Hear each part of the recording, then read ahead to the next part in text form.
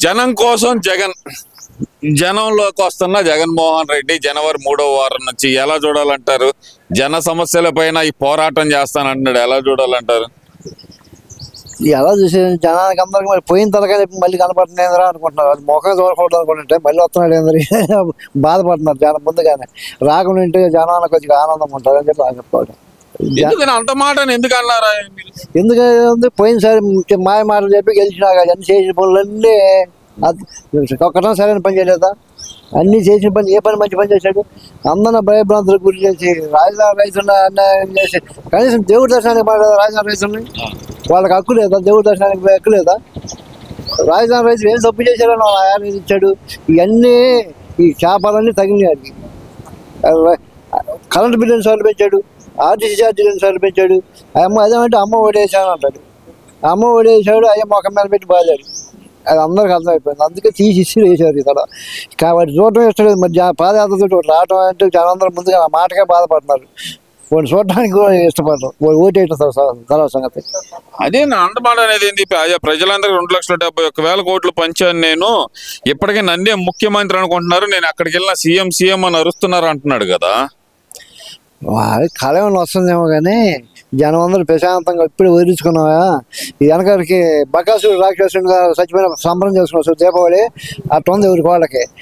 వీటిని చూసి ఊరు కూడా అనుకునే పడ్డారు. ఆ మూమెంట్లో ఏదో ఒకసారి నమ్మారు, మోసపోయారు, అయిపోయింది. అది వేస్ట్. అది అతని గురించి ఆలోచన వేస్ట్. మరి అదిగాక ఈ మధ్య రైతుల కోసం ధర్నాలు చేస్తున్నారు. ఇక సిగ్గు లేకుండా రైతులకి ఏం చేశారా గవర్నమెంట్లో? రైతులు పట్టాదారు పాస్ పుస్తకాల్లో అవసరాలు చేశారా? వాళ్ళు రైతులకు ఏం చేశారు? 13,000 ఇస్తా అని చెప్పి కేంద్ర గవర్నమెంట్ ఇచ్చే డబ్బుతో 13,000 అంటున్నారా? ఏం చేశారు రైతులు? దాని సిగ్గు సార్ ఉండాల్సిన పనిలో మా మాటకి అర్హత లేదు వాళ్ళకి. ధర్నా అర్హతకి ధర్నా ఏమి ఉద్దేశంతో చేస్తున్నారు? చంద్రబాబు మోసం చేశాడు అంటున్నారు. ఏం చేశాడు మోసం? అతను చెప్పినట్టు చేసుకుంటూ వస్తున్నారు రైతులకి. వీళ్ళ 13,000 రూపాయలు ఇస్తా అన్నాడు. ఏమి ఇచ్చాడు? కేంద్ర గవర్నమెంట్ ఇచ్చే డబ్బుతో 13,000 అంటున్నాడు. అనగడికి ఒకటి అన్నా అంట, మా 13 ఎకరాలు అన్నా అంట. అడబుజిస్తే ఇంటికాడ ఒకటి లేదు అంటాడు. కర్ణం గారి 12 మా కలుపుకున్న 13 అన్నా అంట. అట్లా కర్ణం గారికి లేకపోతే ఒకటే అట్నే ఈ 13,000 కూడా అట్నే ఉంది. అంటే పైన ఇచ్చే 6,000 లేకపోతే ఆయన ఇచ్చేది 7,000 అనమాట. అంతేగా. కర్ణం గారి అరకలు 12 తీసేది ఇది ఒకటేగా. అట్లే కేంద్ర గవర్నమెంట్ ఇచ్చే బండారం బయటపడుతుందిగా. ఇది చెప్పకుండా కర్ణం గారి లెక్క కలుపుకునేది వీటికెందుకు? ఈ లెక్క చెప్పొచ్చుగా. అంటే రైతులను మోసం చేసింది ఎవరు అంటారు మరి మీరు? రైతులు మోసం చేసింది ప్రజలను, ఆంధ్ర రాష్ట్రాన్ని మోసం చేసింది జగన్మోహన్ ఒక్కడే. ఇంతవరకు ఇన్నిసార్లు ఎంతమంది ముఖ్యమంత్రులు వచ్చిన ఎవరు ఎంత దారుణంగా మోసం చేస్తారు ప్రజల్ని, ఆంధ్ర రాష్ట్ర ప్రజల్ని.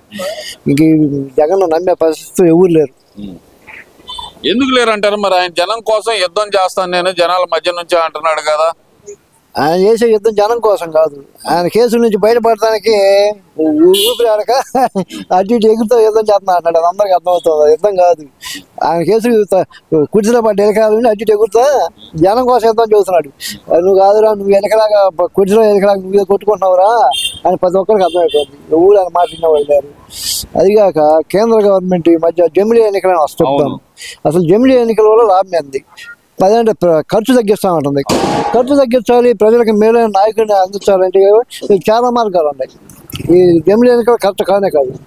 ఎందుకంటే నువ్వు ప్రజలకి మేలైన రాజకీయ నాయకుడు అందించాలన్నప్పుడు నువ్వేం చేయాలి? ప్రతి ఒక్క ఓటర్ కాడ ఓటుకి డబ్బులు ఎక్కువ ఓటు ఎంచుకొని నిజమైన నాయకుడిని ఎన్నుకునేందుకు ప్రజలకు అవకాశం ఇవ్వాలి. అసలు మొత్తం దేశం మొత్తం ఒకేసారి ఎన్నికలు జరిగితే కనుక ఖర్చు ఉండదు, అభివృద్ధి పనులకు ఆటంకం ఉండదు అనేది ఒక వాదన. మరి దాన్ని ఎలా చూడాలంటారు? అది ఒక దోపిడీకి స్కెచ్ తప్ప నిజంగా ప్రజలకు న్యాయం జరిగే పద్ధతి అది కాదు. నిజంగా ప్రజలకు న్యాయం జరగాలంటే ఒక పని చేయాలి. కేంద్ర రాష్ట్ర గవర్నమెంట్, ఎలక్షన్ కమిషన్ అన్నీ ఒక ఏకమయ్యి ప్రజలకి ప్రతి ఒక్క రేషన్ కార్డు కలిగిన పేదవాళ్ళకి, పేద అయిన ఓటర్లకి వాళ్ళు కూలి చేసుకునే ఆ ఓటేసారు ఒక్కరోజు వాళ్ళు కూలి చేసుకునేదంటే సగం కూలి ముందుగా కేంద్ర రాష్ట్ర బడ్జెట్లో ఇవ్వాలి. ఇచ్చి ఓటేసి ఎవరికాడ రూపాయి తీసుకుని కఠినంగా శిక్ష ఇచ్చినోడికి తీసుకున్నవాడికి. అప్పుడు ఒకసారి 2 సార్లు ఎలక్షన్ తోటి ఒక దరిద్రాన్ని పార్టీ రాష్ట్రానికి పెట్టిన ఈ అవినీతి అనేది పార్టీ. అంతేగాని నిజమైన నాయకుడు వస్తే పరిపాలన బాగుంటుంది. అంతేగాని జమిలీ ఎన్నికలు అనేవి జిమ్ముకు వేసి ప్రజలు మళ్ళీ ఇంకోసారి ఒక ఇది నాకు అనాశక్తిగా దోచుకోవడానికి ప్రయత్నం తప్ప ప్రజలకు న్యాయం జరిగే పద్ధతి బట్టి అది కాదు. ప్రజలకు న్యాయం జరగాలంటే ఈ విధంగా పోవాలా. సరే, ఇక్కడ ఇంకో విషయం కూడా ఏంటంటే జగన్మోహన్ రెడ్డి ఆ కోరుకున్నట్టుగానే జమిలీ ఎన్నికలకు ఒక పక్క నుంచి సిద్ధమవుతున్నట్టు కానొస్తుంది. మరి ఆయన అధికారంలోకి వచ్చే అవకాశం ఉందంటారా 2027 చివరికి కానీ 2028లో కానీ? జమిలీ వచ్చినా రాకపోయినా 2020 అయినా 2080 అయినా జగన్కి ఇంకా అవకాశం లేదు. ఒకసారి ఇచ్చారు, బుద్ధి వచ్చింది జనానికి, లేదు నమ్మకం పోగొట్టున్నాడు. మరి ఆయన కోరుకున్నట్టే జమిలీ ఎన్నికలు పెడుతున్నారు కదా మరి. జమిలీ ఎన్నికలు జరగవండి. జమిలీ ఎన్నికలు జరగమను. జమిలీ ఎన్నికలు అంటే కేంద్ర గవర్నమెంట్ ఒక్కదాని ఇష్టం అనుకుంటున్నాను. రాష్ట్ర ప్రభుత్వాలు ఒప్పుకోవాలి. ఏం ఒప్పుకుంటారు? ఒక్కొక్క గవర్నమెంట్ ఒక్కొక్క రాష్ట్రంలో ఒక్కొక్క నాయకుడు అంత ఖర్చు పెట్టి ఉన్నారు. ఇవన్నీ రోజుకుంటారండి. నీకు నిజమైన నాయకుడిని అది ప్రజలకు న్యాయం చేయాలంటే నువ్వు చేసిన పద్ధతి ఏంది? అవినీతి లేకుండా నాయకుడిని ప్రజలకు అందించాలా. ప్రజలకు అందించాలంటే నువ్వు ఇందాక నేను చెప్పిన కేంద్ర రాష్ట్ర గవర్నమెంట్లు ఈ యొక్క ఎలక్షన్ కమిషన్ ఇవన్నీ కూడా ఏకమయ్యి అవినీతి లేకుండా చేయాలంటే డబ్బులు పంచకూడదు. డబ్బులు పంచకుండా నిజమైన గవర్నమెంట్ బడ్జెట్ నుంచి ఇచ్చి నిజమైన గవర్నమెంట్ ఎన్నికలు చేస్తే అప్పుడు వస్తుంది. ఇవన్నీ జరిగేవి జరగందే పక్కన పెడితే గనక జగన్మోహన్ రెడ్డి మాత్రం ప్రభుత్వం మీద వ్యతిరేకత పెంచండి అంటున్నాడు. ఈ వ్యతిరేకత పెంచండి అనే ప్రోగ్రామ్ ఏంటి అసలు? ఎలా పెంచాలనుకుంటున్నారు వ్యతిరేకత? ఊరకట్ట భ్రమపడుతున్నాడు కానీ ఈ గవర్నమెంట్ వ్యతిరేకత పెంచడం జగన్మోహన్ రెడ్డి కాదు కదా, నరేంద్ర మోడీ వల్ల కూడా కాదు. సక్రంగా చేసుకుంటూ పోతున్నారు. ఎవరికి క్రమ పద్ధతిలో ఒక్కొక్కటి అమలు చేసుకుంటూ వెళ్తున్నారు చెప్పిన హామీలు, అంతే తప్ప ఊరక భ్రమపడుతున్నారు. ఎందుకంటే ఏదో ఒక విధంగా వాళ్ళని ఇబ్బంది పెట్టాలని ప్రతిపక్షంగా ఉంటుంది, కానీ అది అయ్యే పని కాదు. అంటారు పర్ఫెక్ట్ గా వర్క్ చేసుకుంటూ వస్తున్నప్పుడు ఎవరేం చేయలేడు.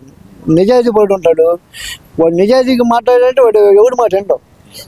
ఈ అభివృద్ధి మాట్లాడితే అంటారు కానీ జగన్ వింటాడే పరిపాలన కూడా నిజాయితీగా ఉంది కాబట్టి. మీకు ఏమనిపించింది అసలు? ముఖ్యంగా సంక్షేమ పథకాలు ఏమి ఇవ్వకుండా కరెంటు ఛార్జీలు పెంచేస్తున్నాడు. ఇంకో పక్కన ఏ పరిపాలన ఇది, నేను వస్తే తగ్గిస్తా అన్నాడు చంద్రబాబు నాయుడు, ఇప్పుడేం ఎక్కేస్తున్నాడు ఒక్కొక్కగా రాజులు అంటున్నాడు కదా మరి జగన్మోహన్ రెడ్డి. ఇప్పుడు ఎవరికి పని చేసుకోవడానికి అవకాశం ఉంది. మరి కరెంట్ బిల్లు పెంచినా ఆర్టీ ఛార్జీని పట్టించుకునే పరిస్థితి లేదు. జగన్మోహన్ రెడ్డి వర్క్ లేదు ఎవరికి. ఎన్నిసార్లు పెంచాడు ఛార్జీలు? ఆర్టీసీ ఎన్నిసార్లు పెంచాడు? నిత్యావసర సరుకులు ఎన్నిసార్లు పెంచాడు? మరి విద్యుత్ ఛార్జీలు ఎన్ని పెంచాడు? ఇప్పుడు నీకు ఆదాయం వస్తున్నప్పుడు నీకు లెక్క అనిపిస్తుంది. నీకు ఆదాయం కట్ చేసాడు, పెంచాడు జగన్మోహన్ రెడ్డి. ఈ చంద్రబాబు గారు ఆదాయం ఇచ్చే మార్గం చేసి పెంచాడు. ఎవరు లెక్క చేయరు. చేస్తే ఏ గవర్నమెంట్ చేసినా ఎట్లా బాగానే ఉంటుంది. ఎవరు లెక్క చేయరు. మరి ఓవరాల్ గా ఏం చెప్తారు అసలు? ఈ ప్రభుత్వం ఎక్కువ కాలం నిలబడదు అనే మాట అయితే గట్టిగా వాడుతున్నాడు కదా మరి జగన్మోహన్ రెడ్డి, దాన్ని ఎలా చూడాలంటారు? అంతా అతను భ్రమ తప్ప వాస్తవం కాదు. అది వాస్తవం కాదు. అది ఆ ఊరక అసలు భ్రమపడుతున్నాడు. నిలబడకుండా ఇంటే బాగుంది, మన ఎంత బాగున్నారో కలగంటా భ్రమపడుతున్నాడు తప్ప అసలు ఆయన పక్కన ఉన్న నాయకులు వెళ్ళిపోతున్నారు. అది చూసుకోమని ముందు ఈ భ్రమలో ఉండి పక్కన ఉన్న నాయకులు పోతున్నా పట్టుకోవడం ముందు ఉన్న నాయకులను 15 మంది 11 మంది వాళ్ళని కాపాడుకోమని తర్వాత సంగతం వాళ్ళని కాపాడుకుంటే గొప్పే. వాళ్ళు కూడా నిలబడే పరిస్థితి లేదంటారా? ఎవరు జోరుకుంటారు చిన్నగా. వీడి మాటలు అర్థమైపోయింది వాళ్ళకి కూడా. వీడి కాబట్టి లేని పని జైల్లో పోవచ్చు వచ్చింది. మనం కూడా పదవులు అన్నట్టుగా ఎవరికి జోరుకుంటున్నారు.